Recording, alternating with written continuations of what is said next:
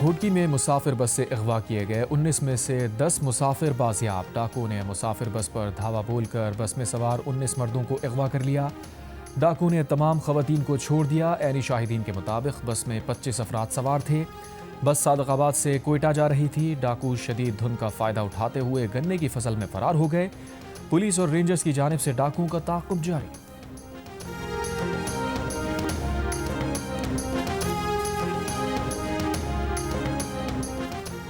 پنجاب کے مختلف علاقوں میں شدید دھند، حد نگاہ متاثر ہونے پر موٹر وے M1 پشاور سے سوابی، M2 ٹھوکر نیاز بیگ سے ہرن منار، M3 فیض پور جنکشن سے جڑاوالا اور M4 شیر شاہ سے پنڈی بھٹیاں تک بند۔ مختلف علاقوں میں قومی شاہراہ پر بھی دھند کے باعث ٹریفک کی روانی متاثر۔ موٹر وے پولیس کی شہریوں کو دھند کے اوقات میں غیر ضروری سفر نہ کرنے کی ہدایت۔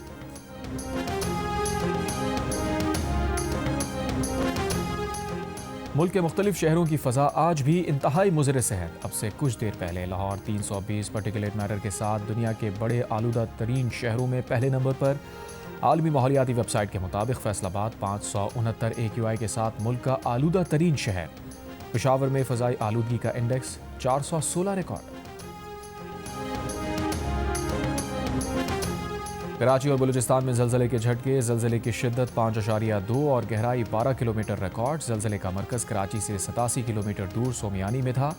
زلزلے سے صدر اور کلفٹن میں گھر اور دفاتر لرز گئے۔ چند گھنٹے پہلے سبی اور گردونوا میں بھی زلزلہ آیا، شدت 3.2 ریکارڈ کی گئی۔ زلزلے کا مرکز سبی کے جنوب مغرب میں 53 کلومیٹر دور تھا۔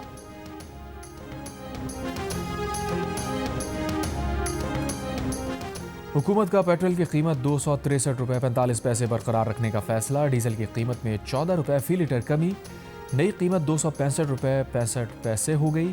نوٹیفیکیشن کے مطابق مٹی کے تیل کی قیمت 12 روپے 32 پیسے فی لیٹر کمی کے بعد نئی قیمت 180 روپے 54 پیسے فی لیٹر ہو گئی۔ وزیر اعظم شہباز شریف کی بجلی ترسیل کار اور پیداواری کمپنیز کی نجکاری تیز کرنے کی ہدایت۔ ترسیلی نظام میں بہتری کے منصوبوں کو جلد مکمل کرنے کا بھی حکم۔ وزیر اعظم کا کہنا ہے کہ نجکاری سے مسابقت پر مبنی مارکیٹ ہی ملک میں توانائی کے مسائل کا پائیدار حل ہے۔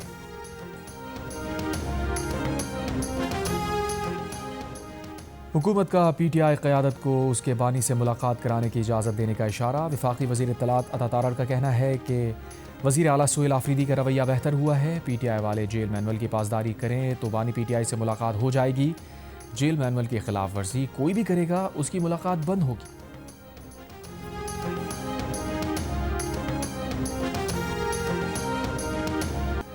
اسلام آباد ہائی کورٹ کے جسٹس طارق جہانگیری نے اپنی ڈگری تنازع کیس میں بینچ میں چیف جسٹس سرفراز ڈوگر پر اعتراض اٹھا دیا۔ کہا آپ بھی جج ہیں، میں بھی جج ہوں، میں نے آپ کے خلاف پٹیشن فائل کی، یہ مفادات کا ٹکراؤ ہے، آپ اس کیس میں میرے خلاف نہیں بیٹھ سکتے۔ 34 سال پرانا کیس ہے، پٹیشن کا جائزہ لینا ہے، وکیل مقرر کرنا ہے، 3 دن کا وقت بہت کم ہے، مہلت دی جائے۔ عدالت نے جسٹس جہانگیری کی زیادہ مہلت دینے کی استدعا مسترد کر دی۔ چیف جسٹس سرفراز ڈوگر نے کہا انصاف آپ کو ویسے ہی ملے گا جیسے کسی اور کو ملتا ہے۔ عدالت نے کراچی یونیورسٹی کے رجسٹرار کو ریکارڈ سمیت طلب کر لیا۔ مزید سماعت جمعرات تک ملتوی۔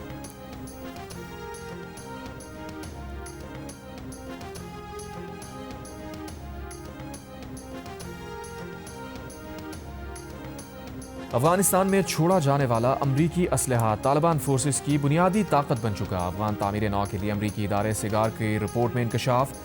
لکھا کہ امریکہ نے افغانستان کی تعمیر نو پر $145 ارب خرچ کیے۔ اس کا بڑا حصہ افغان سیکیورٹی فورسز کے لیے مختص کیا گیا، مگر یہ کوششیں افغانستان میں امن و جمہوریت قائم کرنے میں ناکام رہیں۔ امریکہ افغانستان میں $7 ارب 10 کروڑ کا اسلحہ چھوڑ کر آیا، جس میں 4,27,000 چھوٹے ہتھیار، 10,000 گاڑیاں اور 160 طیارے شامل ہیں۔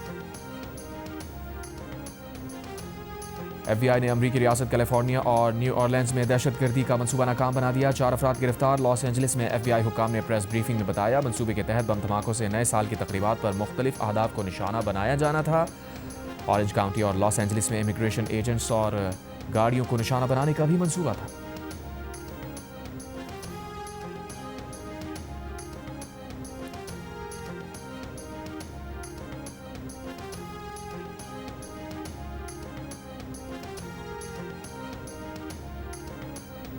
بوندائی بیچ پر حملے میں ملوث 24 سالہ نوید اکرم داعش سے روابط کے شعبے میں 2019 میں آسٹریلین انٹیلیجنس ایجنسی کے ریڈار پر آیا مگر اسے خطرہ نہ سمجھا گیا۔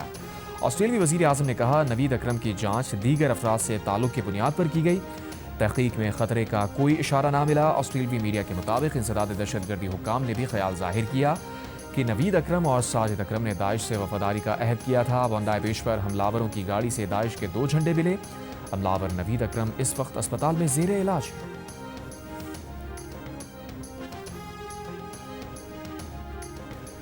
سڈنی میں حملاور کو دبوچ کر بندوق چھیننے والے شامی ہیرو احمد الاحمد کی آسٹریلیا سمیت دنیا بھر میں پذیرائی۔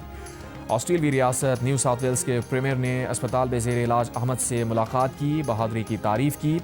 امریکی ارب پتی ولیم ایکمن کا دلیری دکھانے والے احمد کے لیے $1 لاکھ انعام کا اعلان۔ آن لائن فنڈز اکٹھا کرنے کی مہم شروع کر دی، $10 لاکھ جمع کر لیے۔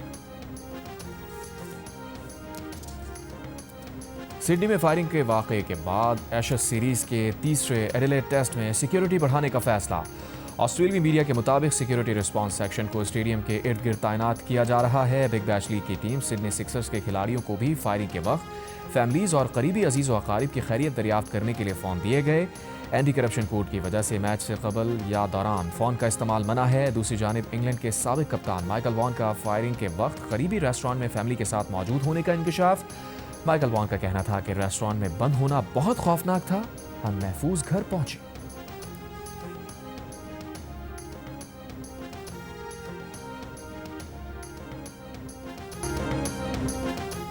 سڈنی بونڈائی بیچ پر فائرنگ سے ہلاکتوں کی تحقیقات جاری۔ آسٹریلیا کا حملاور کے بارے میں معلومات کے لیے بھارتی انٹیلیجنس ایجنسی سے رابطہ۔ آسٹریلوی حکام نے اب تک نہیں بتایا کہ ملزم ساجد اکرم 1998 میں کس ملک سے آسٹریلیا پہنچا تھا۔ ساجد کے بیٹے نوید کے ساتھ کام کرنے والا شخص کہہ چکا ہے کہ اس کے خیال میں نوید اکرم کے والد کا تعلق بھارت سے ہے۔